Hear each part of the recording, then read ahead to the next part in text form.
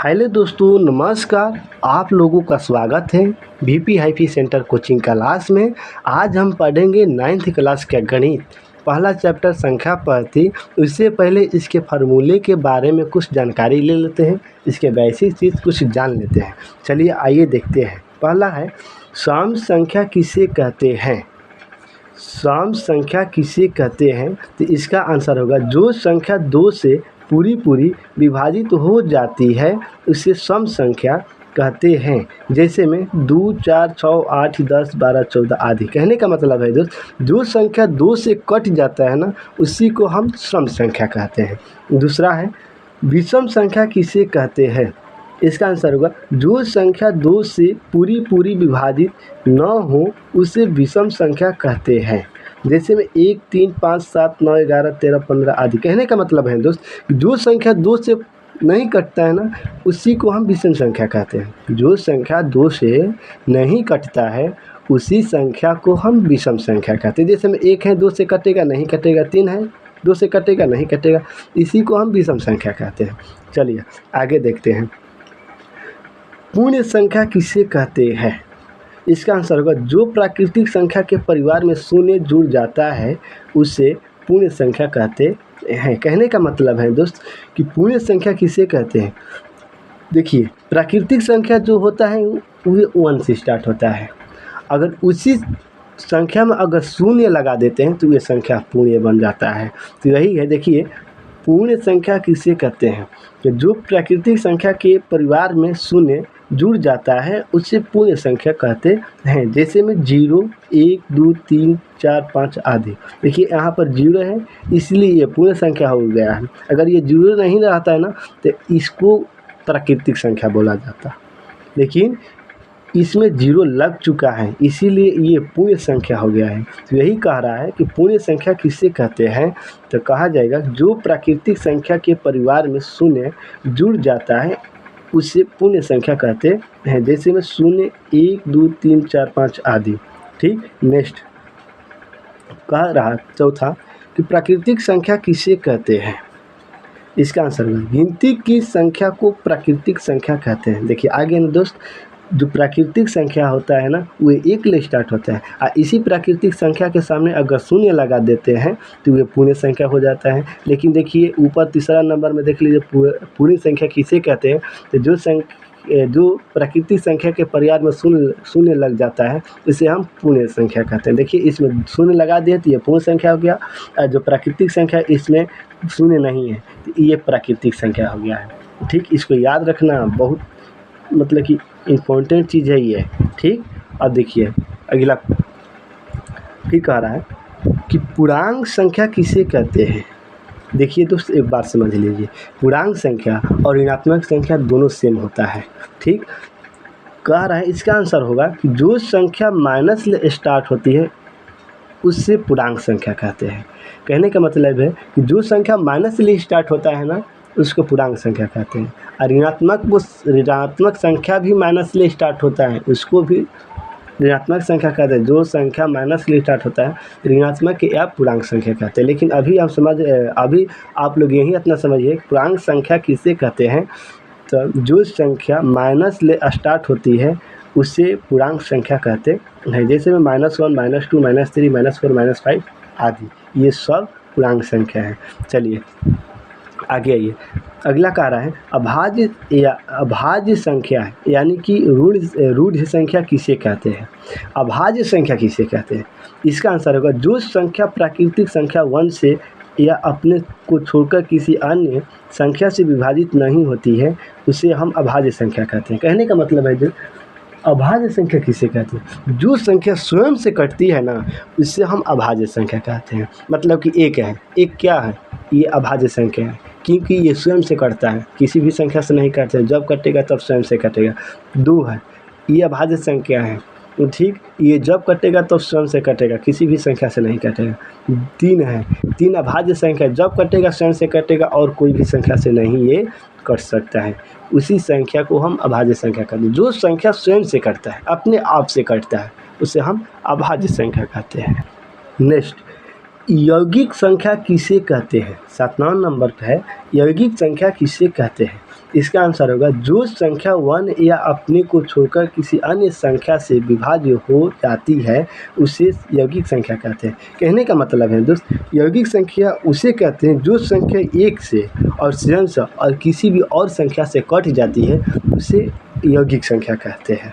ठीक, अगला है 8वां नंबर क्वेश्चन, परिमेय संख्या। दोस्तों ये 8वां नंबर, ये जो 9वां नंबर परिमेय और अपरिमेय है, ये दोनों चीज़ को हम लोगों का याद रखना है, कहें कि इसी के आधार पर हमारा प्रश्नावली 1.1 बनेगा। सबसे VVI क्वेश्चन यही है, इम्पोर्टेंट चीज़ है ये। ठीक, परिमेय 8वां और 9वां नंबर ये दोनों इम्पोर्टेंट चीज़ है, VVI है, इसी को हम लोगों का याद रखना है। ठीक, देखिए 8वां नंबर क्वेश्चन कह रहा है कि परिमेय संख्या किसे कहते हैं? परिमेय संख्या किसे कहते हैं? तो इसका आंसर होगा वह लघुत्तम भिन्न जिसके अंश तथा हर पूर्णांक संख्याएं हो लेकिन हर शून्य न हो उससे परिमेय संख्या कहते हैं। कहने का मतलब है दोस्त कि जो संख्या वह लघुत्तम भिन्न जिसके अंश तथा हर पूर्णांक संख्याएं हो लेकिन हर शून्य न हो उससे परिमेय संख्या कहते हैं। कहने का मतलब है दोस्त, ये देखते हैं ये क्या है, 5/3 परिमेय संख्या है। हम लोगों का पता है कि ऊपर वाला संख्या का अंश बोला जाता है, नीचे वाला संख्या का हर बोला जाता है। हर में अगर शून्य लग जाता है तो वह अपरिमेय संख्या है। ठीक है, तो हर में हम लोगों का शून्य नहीं लगाना है, नहीं तो वह अपरिमेय संख्या हो जाएगा। देख लीजिए 1/2, 1/4, 5/8, 3/3, ये क्या है, सब परिमेय संख्या है।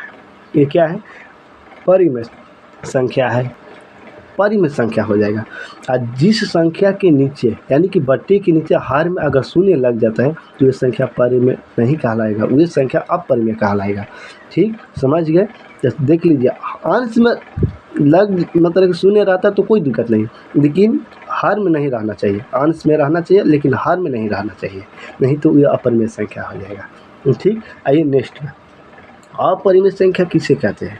क्या था इसका आंसर ये होगा जिस प्राकृतिक संख्या का वर्गमूल निकालने पर पूर्ण संख्या प्राप्त नहीं होती है उसे अपरिमेय संख्या कहते हैं। कहने का मतलब है जो वर्गमूल है, जो प्राकृतिक संख्या है, मान के चलिए कि प्राकृतिक संख्या है, इसका वर्गमूल नहीं निकलता। मान के चलिए कि ये रूट अंडर 7 है, इसका ये प्राकृतिक संख्या है, इसका वर्गमूल नहीं निकलता है, निकालने पर पूर्ण संख्या प्राप्त, यानी कि पूर्ण मतलब कि ये 16 है ना, इसका वर्गमूल कितना होगा, 4, ये पूर्ण संख्या आ गया, यानी कि ये अपरिमेय संख्या नहीं होगा, ये परिमेय संख्या हो जाएगा। और जिस वर्गमूल का किसी भी संख्या का वर्गमूल निकालने पर अगर पूर्ण संख्या प्राप्त नहीं होती है उसे हम अपरिमेय संख्या कहते हैं। तो देख लिए, मान के चलिए कि कोई भी संख्या के वर्गमूल करने पर अगर उसका वर्गमूल नहीं निकलता है तो उसे हम अपरिमेय संख्या कहते हैं। ठीक, तो अपरिमेय संख्या किसे कहते हैं? तो जिस प्राकृतिक संख्या का वर्गमूल निकालने पर पूर्ण संख्या प्राप्त नहीं होती है उसे हम अपरिमेय संख्या कहते हैं। जैसे में √2, √3, √5, 1/√2, 1/√3, इसका कोई वर्गमूल नहीं निकलेगा, इसीलिए ये अपरिमेय संख्या है। चलिए अब हम आगे प्रश्नावली 1.1 पढ़ेंगे। देखिए दोस्तों, अब प्रश्नावली आगे हम 1.1 पढ़ेंगे। देखिए क्या कर रहा है, पहला क्वेश्चन कह रहा है कि क्या शून्य एक परिमेय संख्या है?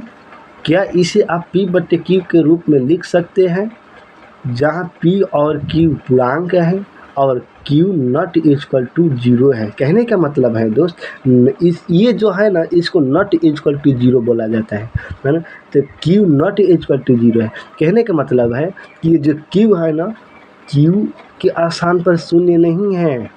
ठीक, कहे से कि Q जो है ना वो हर है और P जो है वे अंश है, तो Q यानी कि हर में कभी भी शून्य नहीं लगाया जाता है, नहीं तो ये अपरिमेय संख्या हो जाएगा।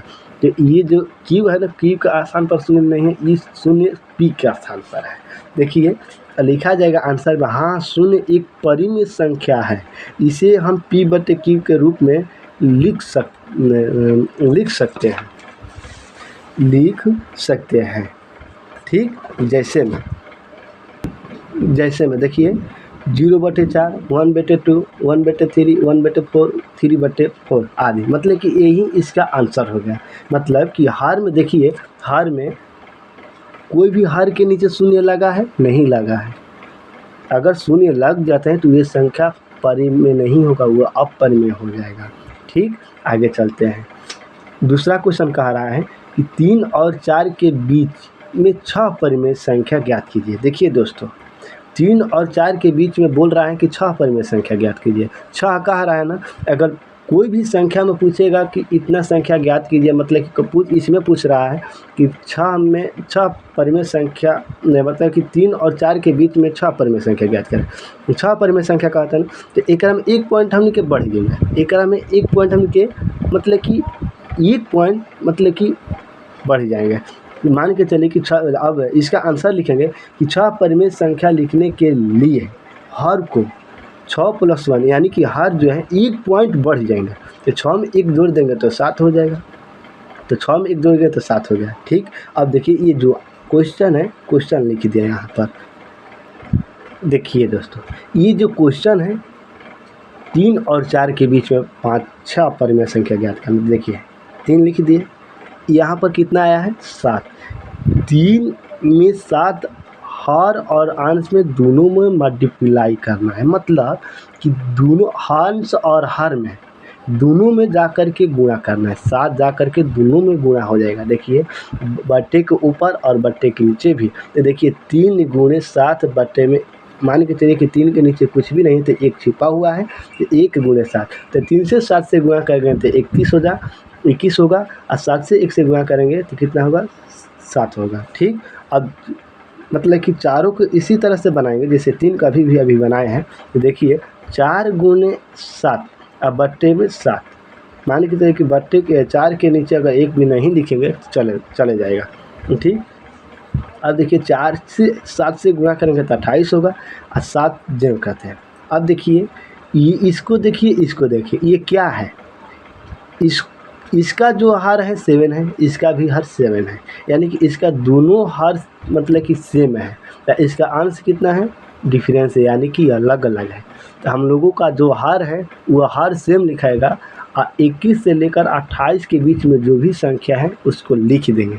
यानी कि 21 के बाद क्या आता है? 22/7, 23/7, 24/7, 25/7, 26/7, 27/7, 28/7। देखिए 21 के बाद 22 आता है, 28 के नीचे क्या है? 27 है। देखिए आंसर आ गया ना। अब गिन लीजिए कि कितना परिमेय संख्या आया है। 1 2 3 4 5 6। देखिए 6 पूछा था और 6 हमने परिमेय संख्या ला दिया, इसका यही आंसर होगा।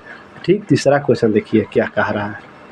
देखिए तीसरा क्वेश्चन कह रहा है 3/5 और 4/5 के बीच में 5 परिमेय संख्या ज्ञात कीजिए। देखिए दोस्तों वही है, इसमें 5 परिमेय संख्या पूछ रहा है। तो लिखेंगे 5 परिमेय संख्या लिखने के लिए हर को 5 में 1 पॉइंट बढ़ जाएंगे। हर में 1 पॉइंट यानी कि 5 में बढ़ जाएंगे। 1 पॉइंट बढ़ेंगे तो कितना हो जाएगा? ये 6 हो जाएगा। देखिए फिर ये जो 3/5 है, 3/5 को यहाँ पर लिख दिए हैं। 3/5 लिख दिए, और जो 6 आया है ना, अंश में भी जा कर के गुणा होगा और हर में भी आकर के गुणा होगा। तो देखिए गुणा कर दिए, 3 से 6 से गुणा करें तो 18 आया, और 6 से 5 ले गुणा किए तो 30 आया। ठीक, उसी तरह से हम 4/5 को भी करेंगे। 4/5 जो 6 है वो अंश में भी जा कर के मल्टीप्लाई होगा और हर में भी आकर के मल्टीप्लाई होगा। मल्टीप्लाई के मतलब होता है गुणा। तो 6 के पहाड़ 4 हम पढ़ेंगे तो 24 होगा, और 6 के पहाड़ 5 हम पढ़ेंगे तो 30 होगा। देखिए इसको देखिए जैसे दूसरा क्वेश्चन में आया था उसी तरह से इसमें भी आया है। देखिए इसका हर भी सेम है, इसका भी हर सेम है। अंश क्या है? डिफरेंस है। अंश यानी कि अलग अलग आया है। इसी में हम लोगों का 18 से लेकर 24 के बीच में जितना संख्या है इसी को लिख देना है। देखिए 18 के बाद क्या आता है? 19, 19/30, 20/30, 21/30, 22/30, 23/30, और 24 यहाँ है। देखिए 21 मतलब कि 18 के बाद क्या आता है? 19, 19 से लेकर 24 के नीचे एक संख्या 23 तक लिख दिया। देखिए कितना संख्या लिखे हुए हैं? 1 2 3 4 5 यानी कि परिमेय संख्या हम लोगों का निकल के आ गया। अब देखिए दोस्तों चौथा क्वेश्चन क्या कह रहा है। चौथा क्वेश्चन कह रहा है कि नीचे दिए गए कथन सत्य है। या असत्य है? कारण के साथ अपने उत्तर दीजिए। कहने का मतलब है दोस्त कि परी में कहा था, पहल का क्वेश्चन कह रहा है कि प्रत्येक प्राकृतिक संख्या एक पूर्ण संख्या होती है। कह रहा है कि प्रत्येक प्राकृतिक संख्या एक पूर्ण संख्या होती है। तो दोस्तों हम आप लोगों को बताते हैं, मान के चलिए यहाँ देखिए, यहाँ पर देख लीजिए, यहाँ देखिए हम बताते हैं।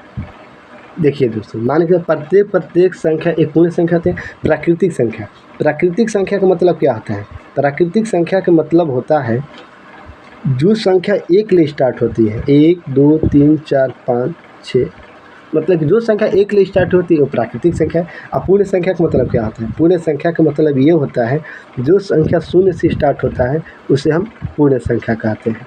कहने का मतलब मान के चलिए, देखिए प्राकृतिक संख्या 1 से स्टार्ट हुआ, पूर्ण संख्या 0 से स्टार्ट हुई। मान के चलिए कि हम 0 को कुछ देर खातिर बंद कर देते हैं। आज जो प्राकृतिक संख्या है और पूर्ण संख्या है, देखिए दोनों सेम है ना, दोनों सेम है, ये भी सेम है, ये भी सेम है। इसमें डिफरेंस क्या है? खाली थोड़ा सा डिफरेंस है, अलग है कि इसमें शून्य है, इसमें शून्य नहीं है। इसीलिए मतलब कि ये प्राकृतिक संख्या हो जा रहा है, ये पूर्ण संख्या, लेकिन संख्याओं तो सेम है, इसीलिए ये दोनों सेम है। लिखा जाएगा कि ये सत्य है। कहाँ से? कि प्रत्येक प्राकृतिक संख्या एक पूर्ण संख्या हो सकती है। ठीक। अब दूसरा क्वेश्चन कह रहा है कि प्रत्येक पूर्णांक संख्या एक पूर्ण संख्या हो सकती है। अरे दोस्तों इसको भी देखिए, कह रहा है प्रत्येक पूर्णांक संख्या का मतलब, पूर्णांक संख्या हम लोगों का माइनस ले स्टार्ट होता है। अभी हम बताए हैं ना, फार्मूला में जा करके देख लीजिएगा, -1 -2 -3 -4। ठीक। और जो पूर्ण संख्या होती है, देखिए पूर्ण संख्या भी यहाँ पर लिखे हैं। पूर्ण संख्या हम लोगों का 0 से यानी कि शून्य से स्टार्ट होता है। 0 1 2 3 4 डॉट मान के चलिए। देखिए दोस्तों इसमें क्या अंतर है? इसमें बहुत अंतर है दोस्तों। इसलिए अंतर है क्योंकि पूर्णांक संख्या में टोटल संख्या में माइनस लगता है, अब पूर्ण संख्या में माइनस नहीं है, इसीलिए ये असत्य होगा। ठीक। तो इसको लिखा जाएगा असत्य है। ठीक। ये गलत है। प्रत्येक पूर्णांक संख्या एक पूर्ण संख्या नहीं हो सकती है। ठीक। तीसरा बोल रहा है प्रत्येक परिमेय संख्या एक पूर्ण संख्या होती है। अब देखिए प्रत्येक परिमेय संख्या, अब लिखिए परिमेय संख्या बोल रहा है, परिमेय संख्या हम बताएं कि हर में शून्य नहीं रहना चाहिए। कोई भी संख्या लिख दीजिए, हर में शून्य नहीं रहना चाहिए। ठीक। कोई भी संख्या लिख दिए, हर में शून्य नहीं रहना चाहिए। ये क्या है? परिमेय संख्या है। अब कह रहा है पूर्ण संख्या कह रहा है ना, पूर्ण संख्या लिख दीजिए। पूर्ण संख्या कह रहा है, पूर्ण संख्या कह रहा है ना, पूर्ण संख्या लिख दीजिए। पूर्ण संख्या हम लोगों का पता है कि शून्य से स्टार्ट होता है। 0 1 2 3 4 5। देखिए दोस्तों ये क्या है? हम लोगों का बहुत अलग है। देखिए ये बटे में नहीं है। ये क्या सत्य होगा? सत्य नहीं होगा। ये क्या होगा? असत्य होगा। असत्य है। यही कारण है इसका। अगर मतलब कि कारण आप लोगों का लिखना है तो इसी तरह से आप लोग लिख दीजिएगा और सामने बता दीजिएगा कि ये सत्य है कि असत्य है। तो इसीलिए ये संख्या जो तीसरा नंबर है, कह रहा है कि प्रत्येक परिमेय संख्या एक पूर्ण संख्या हो सकती है, तो नहीं हो सकती है। देखिए परिमेय संख्या बट्टे में होते हैं, और पूर्ण संख्या जो होते हैं ये बट्टे में नहीं होते हैं। ये नेचुरल नंबर में होता है। ठीक। देख लीजिए। ठीक। तो इसलिए ये असत्य है। ठीक। ये प्रत्येक परिमेय संख्या एक पूर्ण संख्या होती है, नहीं होती है, ये असत्य है। ठीक।